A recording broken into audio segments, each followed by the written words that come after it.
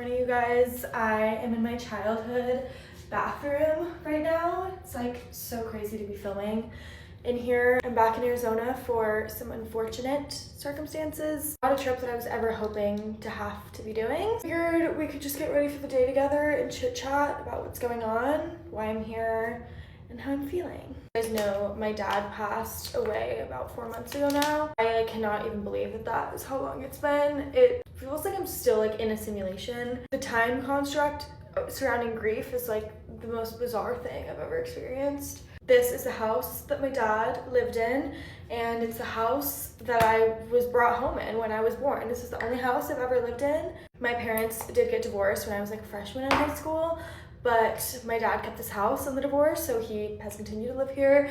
And when I tell you, it is legitimately untouched. It is untouched. Everything looks the way it did when I was a kid, and it is just a moment in time. I love this house so much. I've always pictured myself telling my mom and dad that I was pregnant in this house, bringing my kids to this house.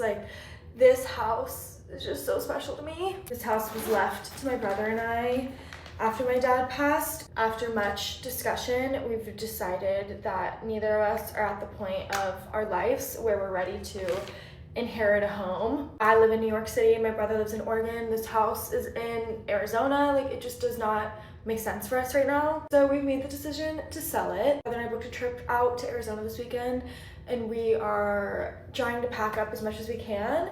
I'm gonna be so real, it has not gone to plan. We started packing yesterday, and to be expected, everything in this house has been here for 30 years and everything reminds us of our dad. So we have had some emotional road bumps along the way, and everything's just taking longer because everything holds memory. Also, in the spirit of being candid, I am so beyond disassociated right now. I just think how I'm even filming this video without breaking down and crying.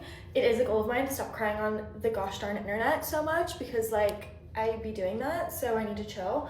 But I feel when there's a job at hand, which my brother and I being the primary beneficiaries of my dad passing, we have had to deal with so much shit that I never thought a 25-year-old girl would be dealing with, but here I am. And I think when I'm put in a business situation that requires me to get shit done, I guess it's a blessing and a curse, but I can disassociate, take care of business, and then I will cry about it later. And that's kind of what's happening this week.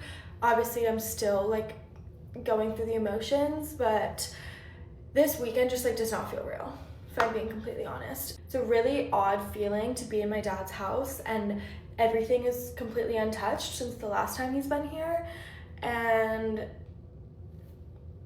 he's not here. That is just so weird. I just miss him so much, and this house does not feel like home without him here. And the fact that I'm going to say goodbye to this house and what I know of it to be will cease to exist is just something that I honestly truly cannot think about right now. But I know that through posting on here, I have fortunately and unfortunately gained a community of people who have also lost a parent, which makes me so sad that there's so many of us out there, and you guys know what I'm going through right now, because this is fucking shitty. This sucks so bad. So I hate that you guys are feeling this too. I feel I'm always coming on here and giving you guys advice, and I'm asking you for advice right now, I guess, if you have it. If any of you, if your parent has passed or not, but you've just maybe sold your childhood home. My dad being gone, put aside, selling this house in general would be a very emotional experience for me. And then obviously it's heightened with the passing of my dad. But if any of you have dealt with selling a family home, if you have any advice, I welcome that, and I would be very appreciative of that. I honestly don't know how I'm gonna get through this, if I'm being completely honest. I have been really strong up until this point, but this I think might be the thing that fully derails me.